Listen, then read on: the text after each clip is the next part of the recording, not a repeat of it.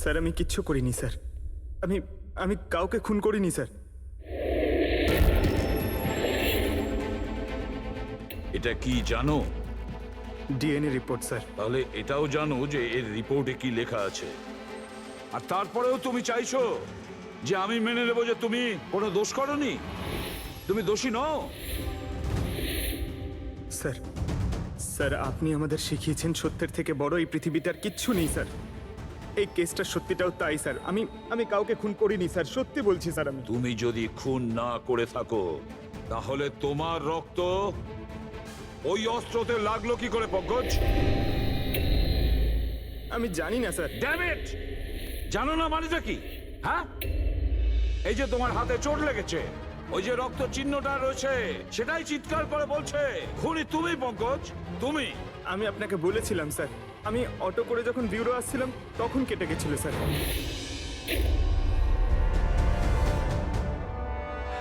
Sir এটাও তো হতে পারে যে কেউ পঙ্কজকে ফাঁসানোর চেষ্টা করছে।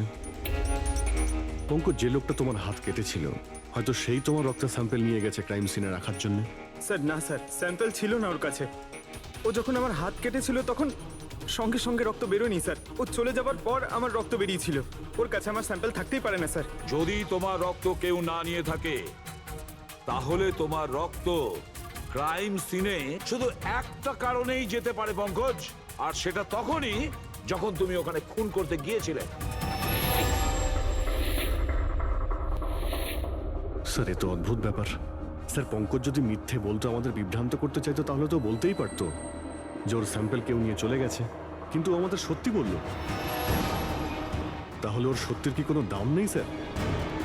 হ্যাঁ অভিজিৎ, সত্যির অনেক দাম আছে, কিন্তু আপাতত এই কেসের একটাই সত্যি। এই খুনের একজনই সাসপেক্ট, আর সে হলো পঙ্কজ।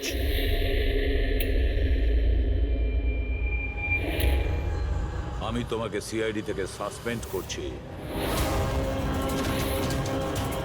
স্যার স্যার আমার কথা বিশ্বাস করুন, আমি কিচ্ছু করিনি। আমি খুন করিনি, আমি আমার বাবার দিব্যি করে বলছি স্যার। তোমার গান আর ব্যাচ। স্যার, একজন ছেলে তার বাবার শ্রাদ্ধের দিন কিভাবে তার মিথ্যে দিব্যি কাটতে পারে স্যার? আমি তোমাকে জিজ্ঞেস করিনি ফেডরিক। গান আর ব্যাচ।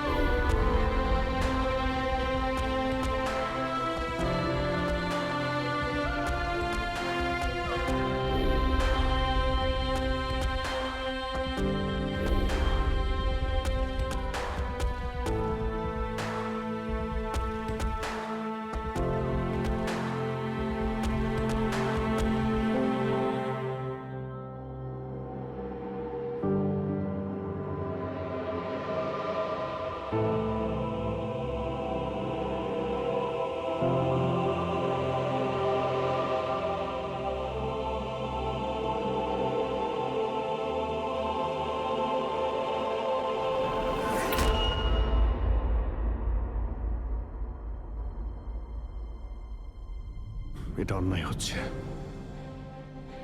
এটা খুবই অন্যায় হচ্ছে। নো অফেন্স স্যার, কিন্তু আপনি আপনি সবসময় আমাদের উপরে এইভাবে সন্দেহ করতে পারেন না স্যার। এটা তুমি কি বলছো অভিজিৎ? কি ভুল বললাম আমি?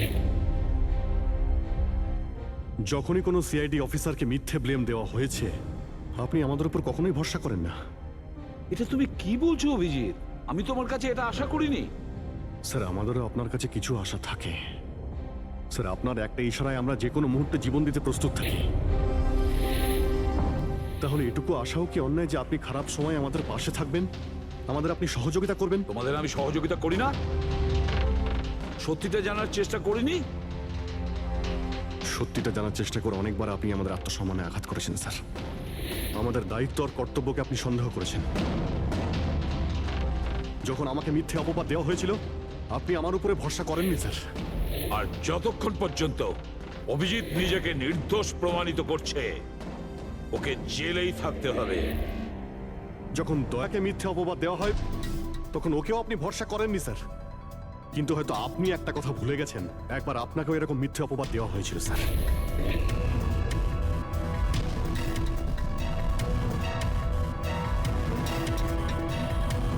সেই মুহূর্তে আমাদের মধ্যে কেউ আপনাকে সন্দেহ করেনি। আমরা শক্ত দেওয়াল হয়ে আপনার সামনে দাঁড়িয়েছিলাম স্যার, যাতে আপনাকে কেউ ক্ষতি করতে না পারে। তাহলে আমাদের খারাপ সময় কি আপনি আমাদের পাশে দাঁড়াতে পারেন না? অভিজিৎ কোনো অপরাধীর থেকেও বিপজ্জনক একজন ইমোশনাল সিআইডি অফিসার। তুমি ইমোশনাল হয়ে যাচ্ছ অভিজিৎ। আমি তোমাকে এই কেস থেকে সরিয়ে দিলাম।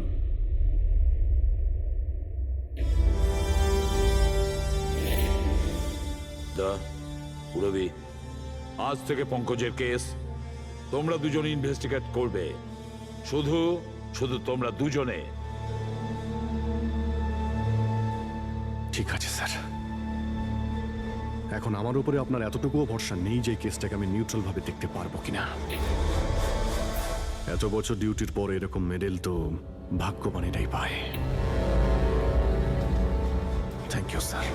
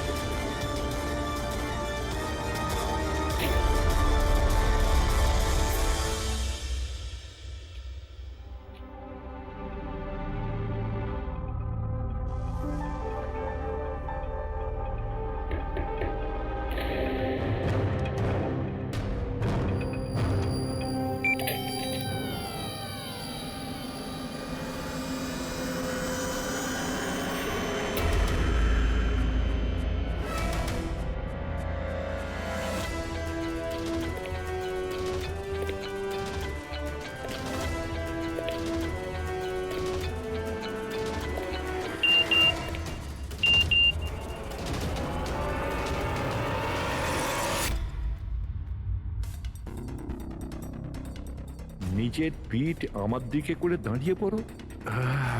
চলো এটাও করে দেখে নি।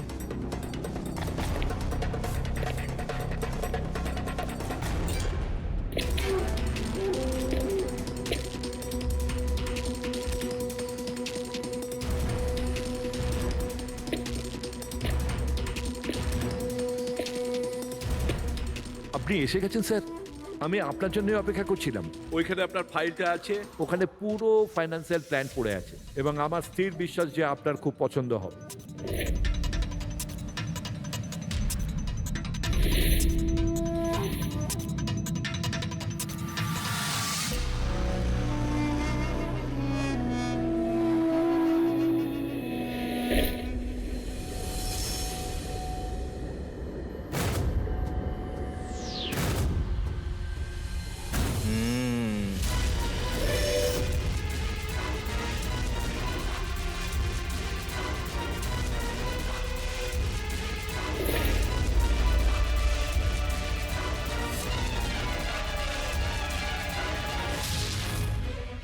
আরে এ তো নকল।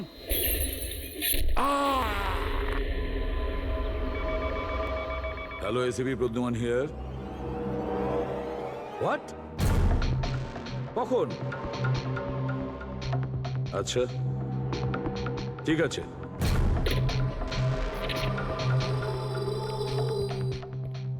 অভিজিৎ, বিক্রম বিজয় খুন হয়েছে। বিক্রম বিজয় মানে ওই কেলেঙ্কারি কেসের? হ্যাঁ হ্যাঁ, ওই বিক্রম বিজয় আজও আইনকে ফাঁকি দিয়ে পালাচ্ছিল, আর আজইও খুন হয়েছে ওরই বাড়িতে। একদিন না একদিন তো এটা হওয়ারই কথা ছিল স্যার। এত শত্রুও পুষেছে ঘরের মধ্যে। Sir I am really sorry sir, একটু লেট হয়ে গেলাম। কি ব্যাপার পঙ্কজ, কোথায় ছিলে তুমি? স্যার আসলে বাবার শ্রাদ্ধ ছিল আজ, তাই মন্দিরে গেছিলাম পুজো দিতে। ঠিক আছে, আর এটা হাতে কি হয়েছে? আরে স্যার আসতে গিয়ে লেগে গেল, তেমন কিছু না, খুব বেশি লাগেনি স্যার। ঠিক আছে, তৈরি হয়ে নাও, একটা মার্ডার কেস এসেছে। আর শোনো,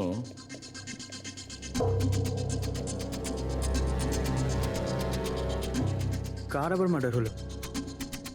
বিক্রম বিজয়ের।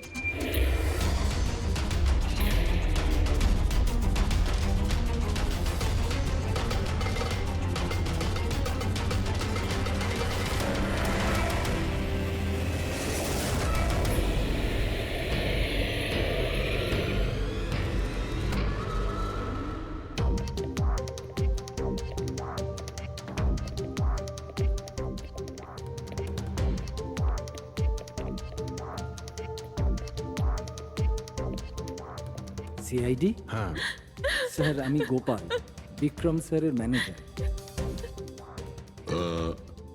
এই তিনজন কারা?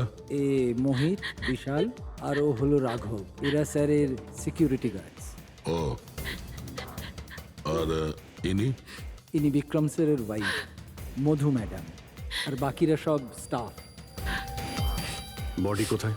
স্যার বডি ভেতরে আছে। এই ঘাড়ে আঘাত করেছে আর পেট আর বুকেও মেরেছে। খুনি এটা শিওর হতে চেয়েছিল যে কোনোভাবেই যেন এ বেঁচে না যায়।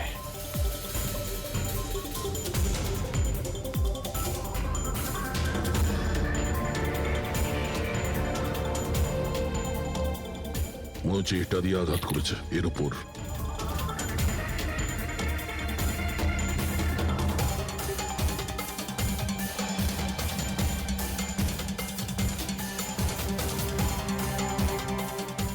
বিক্রমের ফোনে শেষ মেসেজটা কোনো আননোন নাম্বার থেকে এসেছিল।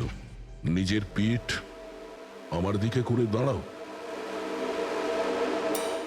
পিঠ আমার দিকে মানে ওই লোকটা কি একে নিজের মুখ দেখাতে চাইনি নাকি?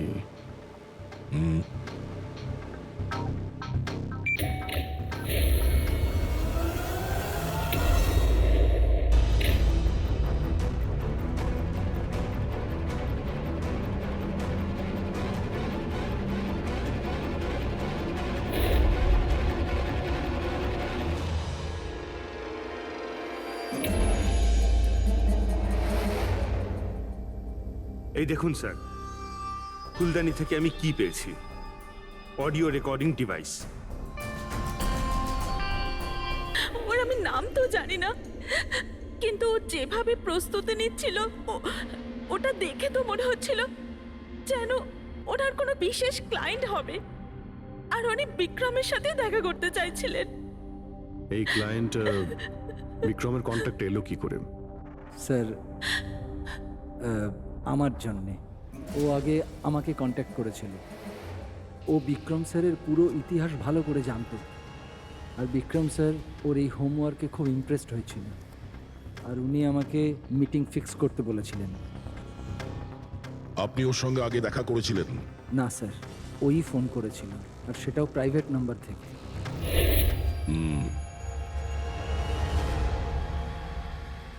তাহলে আপনারা মিটিং এর আগে সবকিছু দেখে নিয়েছিলেন? হ্যাঁ হ্যাঁ স্যার। ওই রুমটা খুব ভালো করে চেক করে নিয়েছিলেন তো? হ্যাঁ। তাহলে এই অডিওর রেকর্ডিং ডিভাইস এটা রুমের মধ্যে এলো কি করে? স্যার এটা কোথায় ছিল? ফ্লাওয়ার পটের মধ্যে। ফ্লাওয়ার পটে? ওটা তো তুই চেক করেছিলিস না মোহিত?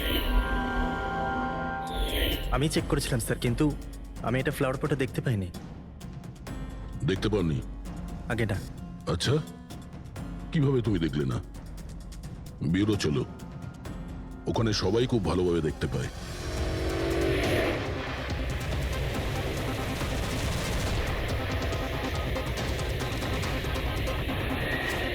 মোহিতের উপর নজর রাখবে। গুলি চালাবে না। কৈলাস স্যার, আপনি? কে ইনি? ইনি সিবিআই অফিসার কৈলাস বাবু। কেমন আছেন স্যার? দারুণ। কি ব্যাপার স্যার, হঠাৎ করে আপনি আমাদের রাস্তা আটকে দিলেন? অভিজিৎ, আমার ওই লোকটাকে চাই যে তোমাদের সিআইডির গাড়িতে বসে আছে। মোহিত? ও ও আমাদের অপরাধী স্যার, ওকে আমরা ব্যুরোতে নিয়ে যাচ্ছি ইন্টারোগেট করার না জন্য। অভিজিৎ, ও অপরাধী নয়, ও একজন সিবিআই অফিসার। কি বলছেন আপনি? এই মোহিত সিবিআই অফিসার? কিন্তু স্যার, এ তো ওই বিক্রমের ওখানে গার্ডের চাকরি করছিল। দেখাবার জন্য, সত্যিটাকে লুকোবার জন্য। কিরকম সত্যি স্যার? মোহিত একজন আন্ডার কভার। ও আমার কথাতেই ওখানে ডিউটি করছিল, আর আমার কথাতেই ও বিক্রমের ওখানে রেকর্ডিং ডিভাইসটা লাগিয়েছিল। আর এই কারণে কিছুই বলতে হচ্ছিল না। আন্ডার কভার মরে যাবে, কিন্তু প্রোটোকল ভাঙবে না। না ঠিক আছে স্যার, ওই অ্যাকচুয়ালি কিছু জিজ্ঞাসাবাদ তো করতেই হবে, খুনের ব্যাপার তো, জাস্ট জেনারেল জিজ্ঞাসাবাদ। আর আমরা ওই অডিও রেকর্ডিংটা পেতে পারি স্যার? আমরা জানতে চাই যে খুনি আর বিক্রমের মধ্যে কি কথা হয়েছে। আপনি এসে গেছেন স্যার, আমি আপনার জন্য অপেক্ষা করছিলাম। ওইখানে আপনার ফাইলটা আছে, ওখানে পুরো ফাইন্যান্সিয়াল প্ল্যান পড়ে আছে, এবং আমার স্থির বিশ্বাস যে আপনার খুব পছন্দ হবে। এটা নকল। আরে, মনে হচ্ছে এই বিক্রম বিজয় খুনিকে চেনে, সেই কারণে খুনি ওকে নিজের মুখ দেখতেই দেয়নি। আর যখন বিক্রম জানতে পারে যে যে টাকাগুলোকে দেওয়া হয়েছে সেগুলো নকল, তখন সে বিক্রমকে খুন করে আর ব্যাগ নিয়ে চলে যায়। একটা কাজ করি আমরা, এই মোহিতকে, আন্ডার কভার পুলিশকে কিছু জিজ্ঞাসাবাদ করি। আই এম সরি স্যার, এই কেসটা এখনো বন্ধ হয়নি। এই জন্য আমি যদি আপনাদের এর থেকে যদি কিছু বেশি বলি তাহলে প্রোটোকল ভাঙা হবে, হুইচ আই ডোন্ট ওয়ান্ট। দেখো মোহিত, আমি তোমার প্রোটোকলকে রেসপেক্ট করি। এমন তো কিছু পেয়েছো তোমার ইনভেস্টিগেশন চলাকালীন যেটা হয়তো তোমার প্রোটোকলের মধ্যে পড়ে না, আর সেই জন্য তুমি আমাদের কিছু বলতে পারো। কিছু তো একটা বলবে যে সূত্র ধরে আমরা খুনি পর্যন্ত পৌঁছতে পারি।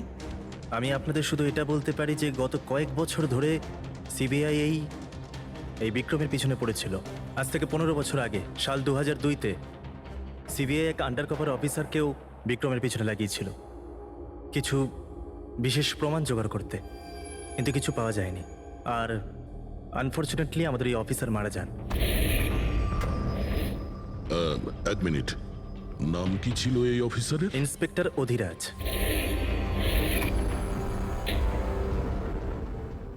ইন্সপেক্টর অধিরাজ? এই বোতলে যে রক্তটা আছে, এই রক্তে বিক্রমের ডিএনএ ছাড়াও অন্য কারো ডিএনএ আছে। বিক্রমের ডিএনএ ছাড়াও অন্য কারো ডিএনএ আছে? তুমি বলতে চাইছো অন্য কেউ ছিল? কে ছিল সালুকে? ক্রিমিনাল ডাটাবেসের সঙ্গে কম্পেয়ার করে দেখেছিলে, ম্যাচ করে দেখেছিলে তুমি? তার দরকার পড়েনি। প্রয়োজন ছিল না কি বলছো সালুকে? সেটা কার ডিএনএ? ওই ডিএনএ হ্যাঁ, পঙ্কজের। হোয়াট?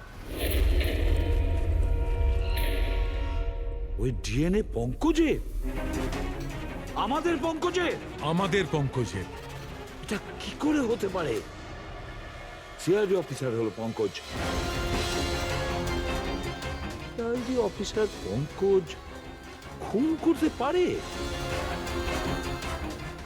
আমাদের একজন অফিসার খুনি? কিন্তু স্যার, পঙ্কজ কেন খুন করতে যাবে?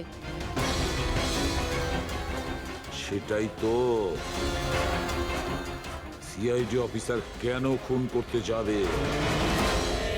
স্যার, বিক্রমের বাড়ির থেকে 1 কিলোমিটার দূরে পুলিশ একটা বেবারিশ মোটরসাইকেল পেয়েছে স্যার। কার মোটরসাইকেল ছিল ওটা? স্যার, ও পঙ্কজের ওটা।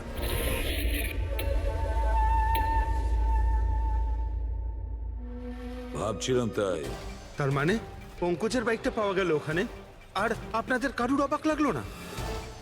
ফ্রেডি, বিক্রম বিজয় যে মারা গেছে আজ 15 বছর আগে অধিরাজ বাবু পঙ্কজের বাবা একটা আন্ডার কভার কব বডিগার্ড সেজে বিক্রম বিজয়ের বিরুদ্ধে প্রমাণ জোগাড় করছিল, আর সেই কারণে ও মারাও গেছে।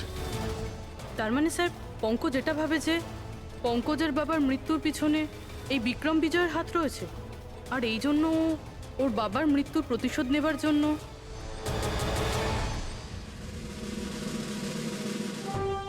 পঙ্কজ এখন কোথায়?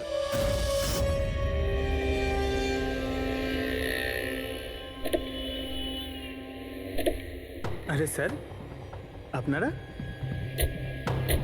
আরে এই প্রশ্নটাই তো আমরা তোমাকে জিজ্ঞেস করছি। তুমি এখানে কি করছো? তুমি তো অসুস্থ ছিলে। আরে স্যার, বাইক চুরি হয়ে গেছিল আমার। এই সামনে থানাতেই রিপোর্ট লেখাতে এসেছিলাম। এই দেখুন। আমরা জানি তোমার বাইকটা কোথায়। আপনারা কি করে জানলেন স্যার? তোমার বাইক বিক্রম বিজয়ের বাড়ির কাছে পেয়েছি। সেই বিক্রম বিজয় যে তোমার বাবার খুনি। যখন বিউরোতে এসিপি স্যার বলল যে বিক্রম বিজয়ের খুন হয়েছে, তখন তুমি জানতে না ওই বিক্রম বিজয়? হ্যাঁ স্যার। আরে তাহলে তুমি বিউরোতে কেন বললে না? তোমার বলা উচিত ছিল যে বিক্রম বিজয়ই তোমার বাবার খুনি। স্যার, বাবার শ্রাদ্ধ ছিল স্যার। মন্দির থেকে ব্যুরো আসছিলাম, ওনার ব্যাপারেই ভাবছিলাম, আর কিছু খেয়াল ছিল না স্যার। একদম কিচ্ছু মাথায় আসছিল না, বুঝতেই পারছিলাম না কি করব। আর এই যে তোমার হাতটা কাটা, এক্স্যাক্টলি কি হয়েছিল? স্যার, এটা তো মন্দির থেকে যখন আমি অটোতে ফিরছিলাম।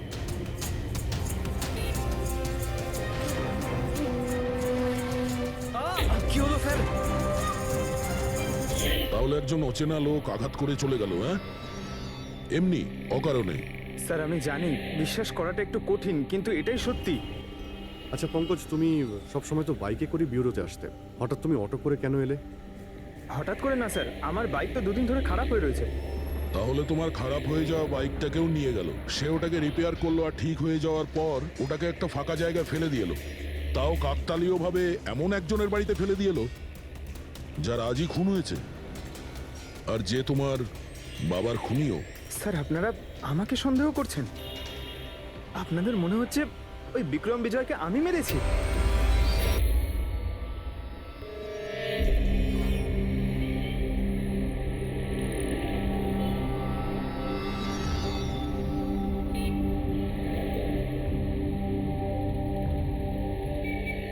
যদি এই পঙ্কজ নিজের বাড়ি থেকে বিক্রম বিজয়ের বাড়িতে যায়, তো এখানে এই জাংশন থেকেই গিয়েছে।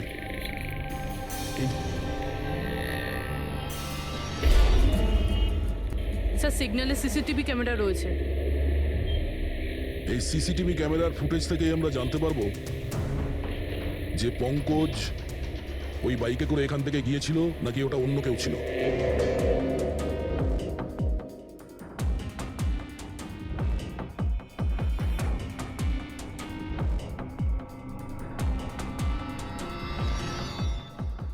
এক মিনিট রিওয়াইন্ড করো, পজ করো। স্যার এই দেখুন, একে পঙ্কজের মতনই দেখতে লাগছে না? বাইকের নাম্বার হলো XYA4784। স্যার, পঙ্কজের বাইকের নাম্বারও এটাই। পুরবি, এই পঙ্কজ এতটা তো ভুল করবে না যে একটা অপরাধ করতে যাওয়ার আগে রাস্তায় আর একটা অপরাধ করবে, সিগন্যাল ভাঙা। নিশ্চয়ই কেউ আছে যে পঙ্কজকে ফাঁসাতে চাইছে, আর সেই কারণেই ও সিগন্যালটা ভেঙেছে, যাতে আমাদের যে সন্দেহটা আছে পঙ্কজের উপর ওটা আরো মজবুত হয়। কিন্তু স্যার, পঙ্কজকে কে ফাঁসাতে চাইবে? হতে পারে ওর কোনো পুরনো শত্রু। স্যার, আমার এমন কোনো পুরনো শত্রু নেই যে আমাকে ফাঁসানোর জন্য এরকম কিছু করবে স্যার। পঙ্কজ, খুব ভালোভাবে চিন্তা করো, কেউ তো হবে। না স্যার। যদি তোমার কোনো শত্রু না থেকে থাকে, তাহলে এই খুন তুমিই করেছো। তুমি নিজের বাবার মৃত্যুর প্রতিশোধ নিয়েছো তুমি, আর সেটাও ওনার মৃত্যুবার্ষিকীতে। স্যার, আমার প্রতিশোধ নেবার কোনো মেন্টালিটি নেই স্যার। আমি খুনি না স্যার, আমি একজন সিআইডি অফিসার। যতদূর বাবার কথা স্যার, আমি তো ওনাকে ভালো করে দেখিও নি। স্যার আমার তো এমন কিছু মনেও নেই যে উনি আমাদের সঙ্গে কখনো টাইম স্পেন্ড করেছেন বা আনন্দ করেছেন। স্যার উনি হয়তো কখনো ভাবতেনও না যে ওনার একটা ছেলে আছে যার ওনাকে প্রয়োজন। তার মানে হলো তোমার বাবার সঙ্গে তোমার সম্পর্ক ভালো ছিল না? স্যার উনি একজন আন্ডারকভার কপ ছিলেন, বেশিরভাগই নিজের কাজে ব্যস্ত থাকতেন। বাড়ি, সংসার, সন্তান, পরিজন সেসব নিয়ে উনি কোনোদিন মাথায় ঘামাননি।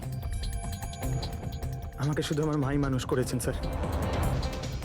কিন্তু তাও বলছি পঙ্কজ, তোমার নিজের বাবার সাথে কোনো না কোনো স্মৃতি তো জড়িয়ে থাকবে না? কিছু মনে আছে? শুধু স্যার এইটুকুই মনে আছে আমার স্যার, আমাকে উনি মেলায় ঘুরতে নিয়ে যেতেন, কিন্তু মেলায় নিয়ে যাওয়ার আগে উনি আমাকে হসপিটালে নিয়ে যেতেন প্রতিবার। কি? হসপিটালে? ওটা কেন? হয়তো ছোটবেলায় আমি খুব অসুস্থ থাকতাম, আর উনি হসপিটালে নিয়ে যেতেন, আর আমার খুব ব্যথা লাগতো স্যার। যন্ত্রণা?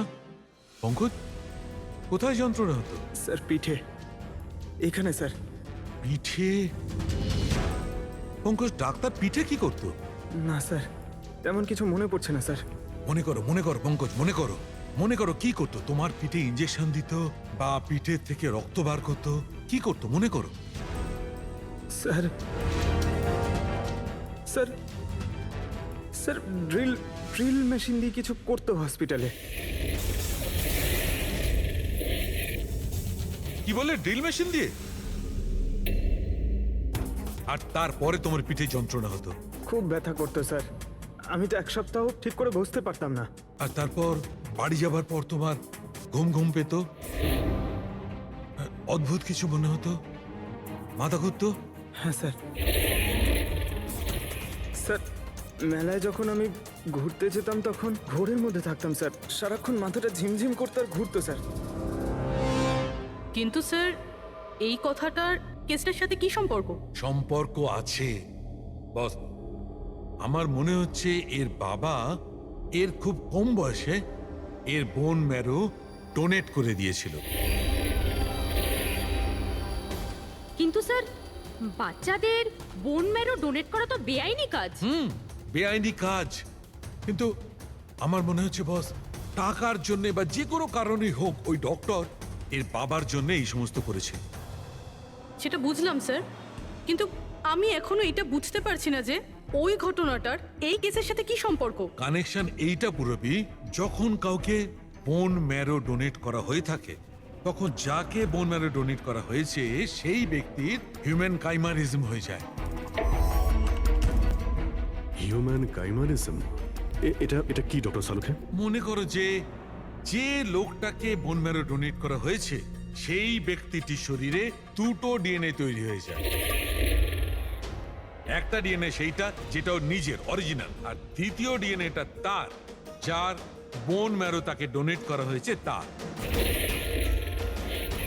তার মানে ডক্টর, পঙ্কজের বোন ম্যারোটা যে পেয়েছে তার রক্তেও এই পঙ্কজের ডিএনএ আছে? এক্স্যাক্টলি দয়া বস, আমার মনে হচ্ছে সেই ব্যক্তিটা একটা বিশেষ লোক যার জন্য পঙ্কজের বাবা এই কাজ করেছিলেন। এমন কোন বিশেষ লোক যে পঙ্কজের বাবা ইন্সপেক্টর অধিরাজের খুব কাছের মানুষ ছিলেন, আর তার মৃত্যুর প্রতিশোধ নিতে গিয়ে ও একটা খুন করে বসে। কিন্তু কে?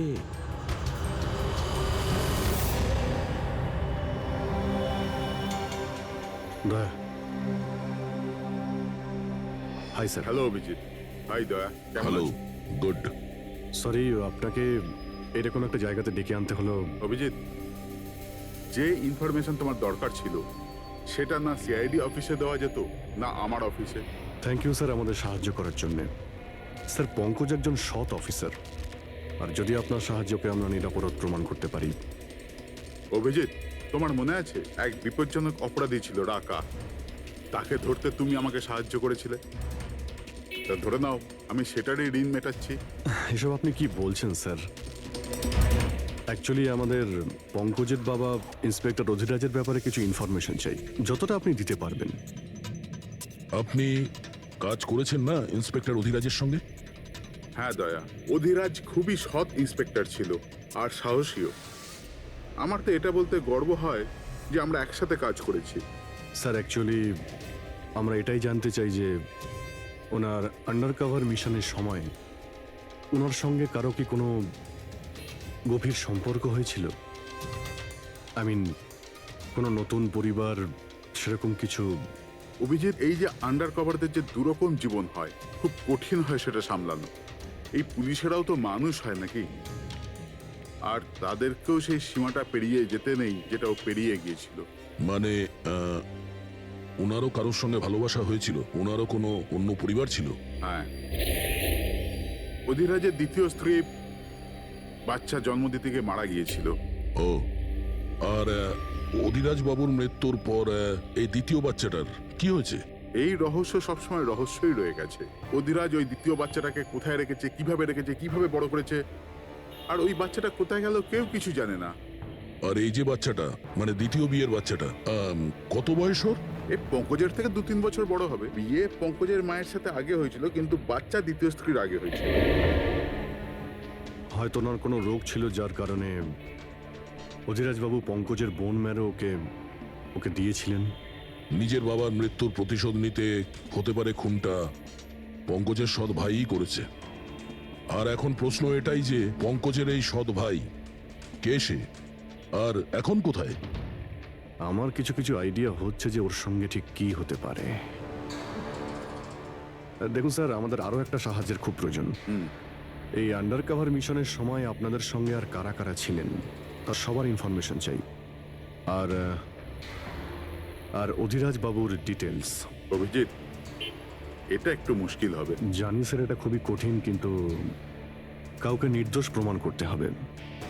আপনি আমাদের উপরে বিশ্বাস রাখতে পারেন, সমস্ত ইনফরমেশন আমাদের কাছেই থাকবে। ওকে। আরে ভাই, কতক্ষণ আর অপেক্ষা করতে হবে? এই লোক সময় আসে না কেন?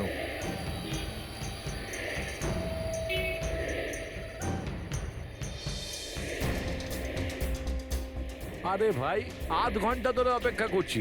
আজই আমার পুরো টাকা চাই। আজই আমাকে এই শহর ছেড়ে দিতে হবে।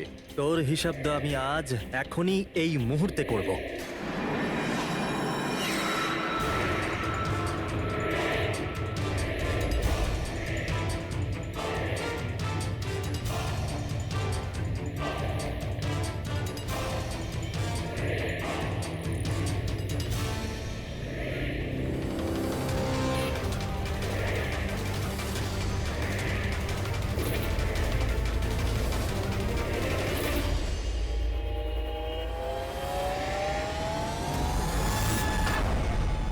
তোর অ্যাকাউন্ট সিআইডি বন্ধ করবে।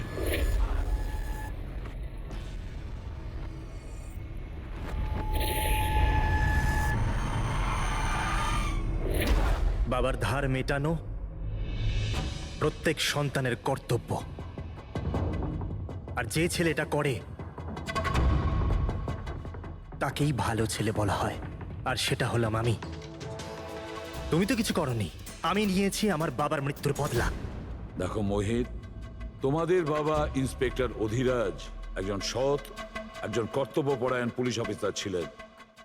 কি ভাবছিলে তুমি তোমার মতন একজন অপরাধীর বাবা হয়ে গর্ব করতেন, নাকি পঙ্কজের মতন একজন সৎ সিআইডি অফিসারের উপর? তার সত্যি কথা বলতে তো বাবার সবসময়ই এই পঙ্কজের উপর গর্ব ছিল, আর ভালোবাসতো একেই বেশি। আমাকে তো উনি অনাথ আশ্রমে দিয়ে দিয়েছিলেন স্যার, যাতে ওনার দ্বিতীয় পরিবারের ওপর কোনো আঁচ না আসে। তুমি যখন এই কথাটা জানতে আমাদের কাছে এলে না কেন? আমি তো তোমার ভাই, একসঙ্গে ধরতাম বিক্রমকে, তাও আইনের পথে। চাই না আমার তোমার সাহায্য। আমাদের বাবার হত্যাকারীকে কিভাবে ধরতে হবে, কিভাবে ওর উপর প্রতিশোধ নিতে হবে, এর প্ল্যানিং আমি আগে থেকেই করে রেখেছিলাম, অনেক দিন থেকে। আর এটাই হলো কারণ আমার সিবিআই অফিসার হওয়ার। আর ঠিক আমার বাবার মতোই একটা আন্ডার কভার মিশনে গেছিলাম ওই বিক্রমের বিরুদ্ধে, কিন্তু এইবার তাকে সাজা দেওয়ার জন্য নয় স্যার, বরং ওকে শেষ করার জন্য। একজন সিবিআই অফিসার হয়েও তুমি অপরাধ করেছো, তোমাদের মতো অফিসারের জন্যই সবাই আইনের উপরে ভরসা করতে পারে না। এই কাজে কেতন তোমাকে সাহায্য করেছিল না? হ্যাঁ স্যার, কেতনও আমার বাবার সাথে কাজ করত। সেও একজন আন্ডার কভার অফিসার ছিল। সেই আমাকে সবকিছু বলেছে। আর তার বলাতেই আমি জানতে পারি যে ছোটবেলায় আমার একটা অপারেশনও হয়েছিল। আর যখন তুমি জানতে পারলে যে তোমার রক্তে দুটো ডিএনএ আছে, একটা তোমার আর একটা আমার, তুমি খুন করে আমাকেই ফাঁসিয়ে দিলে। হ্যাঁ, আর এই জন্য আমার রক্ত বার করে আমি অস্ত্রের ওপরে ছড়িয়ে দিয়েছিলাম। আর তারপর তোমার হাত কেটেছিলাম, যাতে এক তীরে দুই পাখি মরে। আমার দুই শত্রু, আমার বাবার হত্যাকারী ওই Vikram. Hello Kailash sir. Sir, আমি বিক্রমের রুমেতে অডিও ডিভাইস লাগিয়ে দিয়েছি।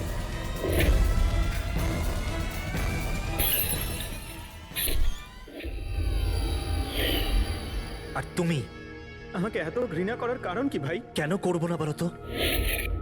আজ পর্যন্ত সবকিছু তুমি পেয়েছো। আমাদের বাবার নাম, ওনার ভালোবাসা, ওনার সম্মান, সবকিছু। আর দুঃখের বিষয় তো এটা যে এত কিছু পাওয়ার পরেও তোমার এতটুকু হুঁশ ছিল না যে আমাদের বাবার হত্যাকারী কে। স্যার, আজকে যদি আমি না হতাম তাহলে আমাদের বাবার হত্যাকারী আজও বেঁচে থাকতো এবং ঘুরে বেড়াতো। আর তুমি কি পেলে মোহিত? জেল? আর খুন করে তোমার বাবা কি পেল মরার পরে? লজ্জা? স্যার, একটা প্রশ্ন করতে পারি আপনাকে? আপনারা আমার কাছে পৌঁছলেন কি করে? কারণ আমি এতটুকুও ভুল করিনি সমস্ত প্রমাণ পঙ্কজের বিরুদ্ধে করতে। সেটা তো আমরা জানতাম যে পঙ্কজ এ কাজ কোনোদিন করতে পারে না। আর বাকি রইল তোমার অবধি পৌঁছানোর। যখন আমরা দুটো ডিএনএর খোঁজ পেলাম, আমরা তোমার বাবা ইন্সপেক্টর অধিরাজের ব্যাকগ্রাউন্ড চেক করলাম। সেখান থেকেই আমরা জানতে পারি যে ওনার আরো একজন ছেলে আছে, তুমি। ব্যাস, আমরা সেই ছেলের ঠিকুজি খুঁজে বার করলাম তোমার। আর পুরো ব্যাপারটা ছবির মতন পরিষ্কার। অনেক ভুল করেছো তুমি মোহিত, মস্ত বড় ভুল করেছো। আইন তোমাকে কঠোর থেকে কঠোরতম শাস্তি দেবে। হয়তো যাবজ্জীবন জেল, না হলে ফাঁসি।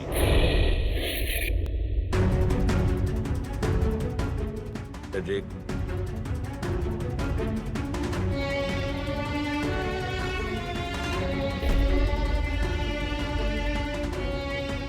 সরি স্যার, আমি জানি তোমার মনে শুধু আমার প্রতি ঘৃণাই আছে, কিন্তু আমি সত্যি জানতাম না আমার কোনো ভাই আছে। আমি জানি না তোমার সঙ্গে কি হবে, কিন্তু তুমি একটা কথা সবসময় মনে রেখো, আমি তোমার অপেক্ষা করব। I'll wait for you, brother.